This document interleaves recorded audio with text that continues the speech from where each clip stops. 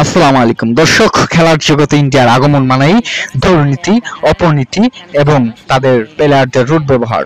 গতকাল সাপ অনূর্ধ্ব 17 ওমেন ফুটবল চ্যাম্পিয়ন লিগে বাংলাদেশ বনাম ইন্ডিয়া মুখোমুখি হয়। বাংলাদেশের বাগিনেরা হাফ টাইমের আগেই কিন্তু তিনটি গোল ভরে দেয় ইন্ডিয়াকে।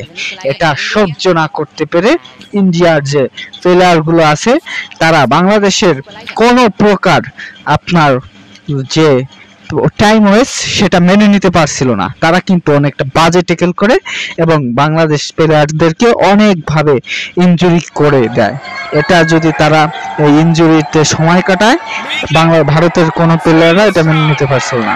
হঠাৎ করে যখন খেলা 89 মিনিটে ভারত গোল শোধ করে দেয়, এতেই শুরু হয় দর্শক গ্যালারি থেকে জিতেগা ভাই জিতেগা, ইন্ডিয়া জিতেগা।